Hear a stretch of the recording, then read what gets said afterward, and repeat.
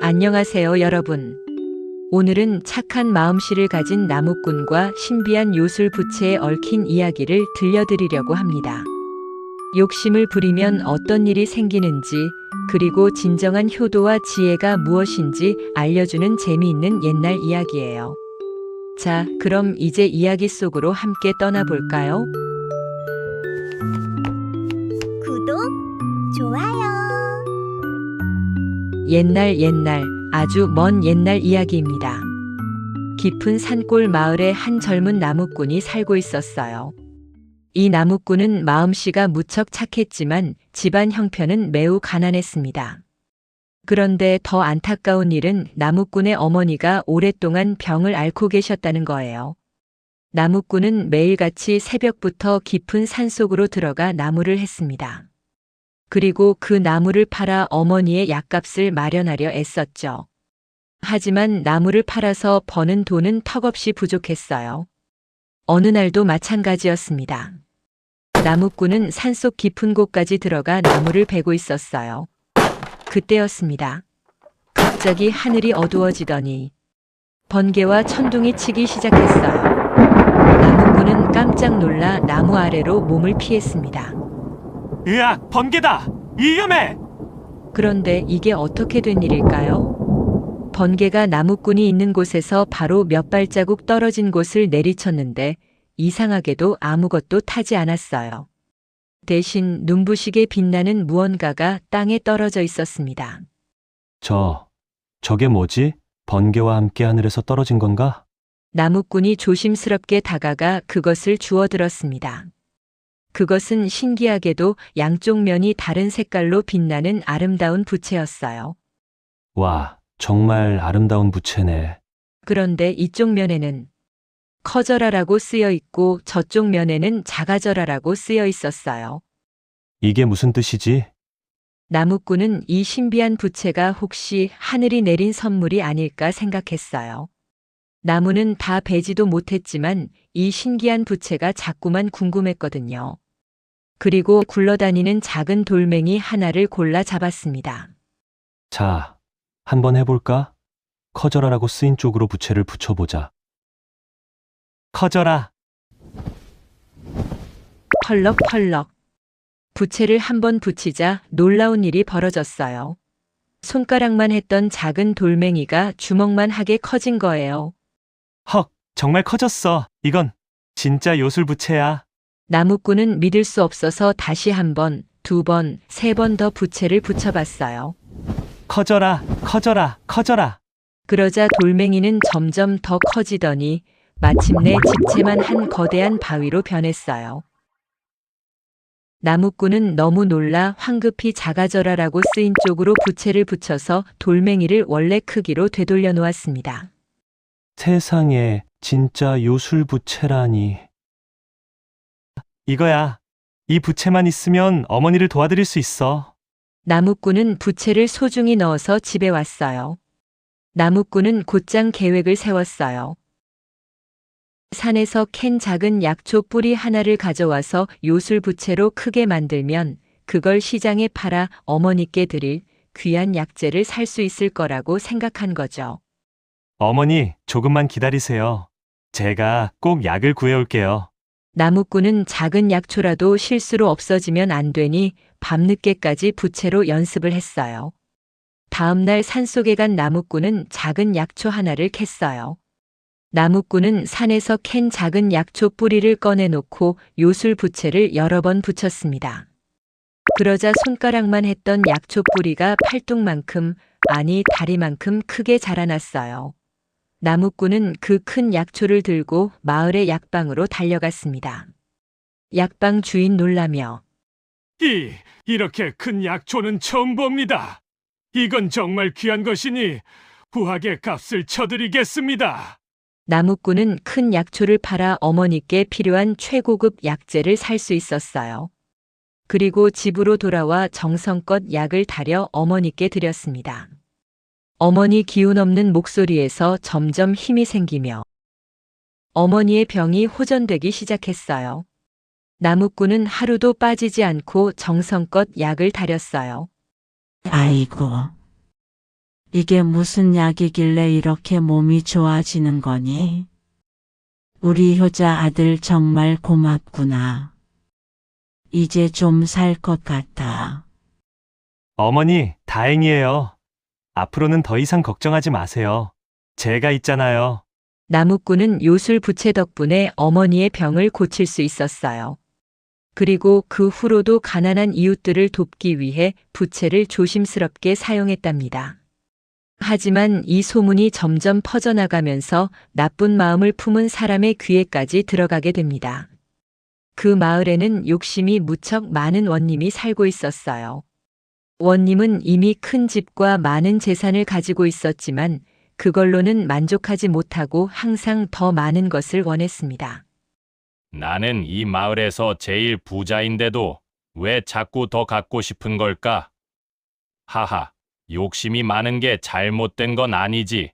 어느 날 원님은 자신의 부하로부터 신기한 소식을 듣게 됩니다. 원님 들으셨습니까? 마을의 가난한 나무꾼이 요술 부채를 가지고 있다고 합니다.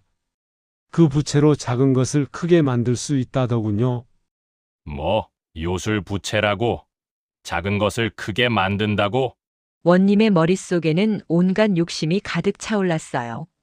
작은 금덩이를 크게 만들고 작은 보석을 크게 만들고 그래서 세상에서 제일 부자가 되는 상상을 한 거죠.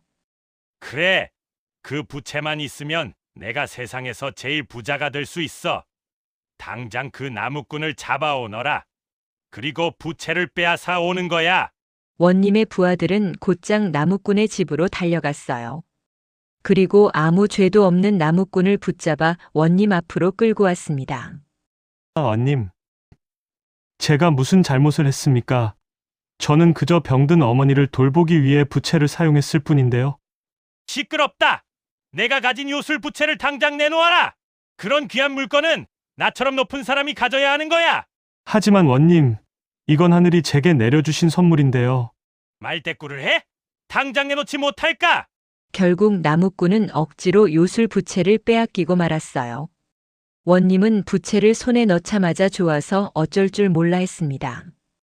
이제 이 부채는 내 거야. 당장 시험해봐야겠어. 원님은 나무꾼을 내쫓고 자신의 화려한 방으로 돌아갔어요.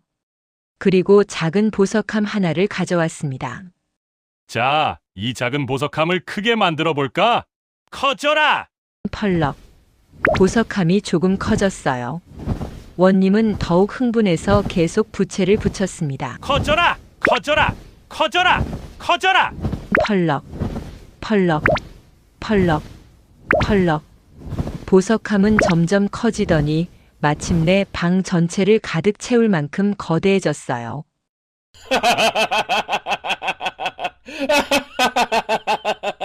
원님은 기뻐서 미칠 것 같았습니다. 대박이야! 이제 내 모든 보물을 크게 만들어서 천하제일 갑부가 되는 거야. 그런데 여기서 원님이 큰 실수를 저지르고 맙니다. 너무 흥분한 나머지 방 안을 이리저리 뛰어다니다가 어라? 이게 실수로 자기 자신을 향해 커져라 쪽으로 부채를 연달아 붙여버린 거예요. 펄럭, 펄럭, 펄럭. 아! 안 돼! 안 돼! 내가 커지고 있어! 원님의 몸이 점점 커지기 시작했어요. 처음에는 조금 커지더니 곧 방 전체만큼 커졌어요. 그리고 계속해서 커져서 천장을 뚫고 지붕을 뚫고 하늘 높이 솟아올라 마을 전체를 내려다볼 수 있을 만큼 거대한 거인이 되어버렸습니다. 원님이 하늘을 뒤흔드는 큰 목소리로 말했어요. 큰일 났어. 내가 너무 커졌잖아. 어떻게 해? 움직일 수도 없고. 이러다 영영 이대로 있는 건 아니겠지? 원님이 거인이 되자 마을 사람들은 모두 두려움에 떨었어요. 거대한 원님의 그림자가 마을 전체를 덮고 있었거든요. 저게 뭐야? 원님이 저렇게 커지다니. 우리 마을이 큰일 났어요. 저 거인이 움직이기라도 하면 집들이 다 무너질 거예요. 하지만 원님은 너무 커진 탓에 움직일 수도 없었고 그저 그 자리에 서서 괴로워할 뿐이었어요. 그때 부채를 빼앗겼던 나무꾼이 용기를 내어 나섰습니다. 원님, 제 말을 들으십시오. 누구냐? 나무꾼이냐? 제발 나를 좀 도와다오. 이대로는 살 수가 없어. 원님, 제가 원님을 다시 원래대로 돌려드릴 수 있습니다. 하지만 조건이 있습니다. 조건? 무슨 조건이든 들어주마. 내 모든 재산도 주고 내가 가진 모든 것을 주겠으니 제발 나를 원래대로 돌려다오. 이런 거인으로는 살 수가 없단 말이야. 나무꾼은 침착하게 말했어요. 저는 원님의 재산이 필요하지 않습니다. 다만 원님께서 두 가지를 약속해 주셔야 합니다. 무엇이든 약속하마. 어서 말해보거라. 첫째, 다시는 백성들에게서 억지로 물건을 빼앗지 마십시오. 둘째, 욕심을 버리고 백성들을 사랑하는 어진 원님이 되어 주십시오. 원님은 지금 자신의 처지가 얼마나 비참한지 깨달았어요. 욕심 때문에 이렇게 된 거라는 것도 알았죠. 나무꾼아, 내가 잘못했다. 욕심을 부린 내가 바보였어. 약속하마. 다시는 백성들을 괴롭히지 않고 욕심을 버리고 어진 마음으로 다스리겠노라. 제발 나를 원래대로 돌려다오. 나무꾼은 마을 사람들의 도움으로 거인이 된 원님 옆에 올라갔어요. 그리고 작아져라라고 쓰인 쪽으로 부채를 여러 번 붙였습니다. 작아져라, 작아져라, 작아져라. 펄럭, 펄럭, 펄럭. 원님의 몸이 점점 작아지기 시작했어요. 처음에는 천천히, 그 다음엔 빠르게 작아지더니, 어라, 너무 작아져서 이번엔 콩알만하게 작아져 버렸어요. 나무꾼아, 너무 작아졌어. 이것도 무섭단 말이야. 걱정 마세요, 원님. 이제 한 번만 더 붙이면 됩니다. 펄럭. 나무꾼이 한 번 더 부채를 붙이자 원님은 드디어 원래 크기로 돌아왔습니다. 원님은 땅바닥에 주저앉아 한참을 숨을 헐떡였어요. 휴, 살았다. 나무꾼아, 정말 고맙다. 그리고 정말 미안하다. 내가 너무 욕심이 많았구나. 내 부채를 빼앗은 것도 잘못이었고, 백성들을 괴롭힌 것도 잘못이었어. 원님께서 깨달으셨다니 다행입니다. 이 부채를 돌려주마. 그리고 약속하지. 이제부터 나는 욕심을 버리고 백성들을 사랑하는 어진 원님이 되겠다고.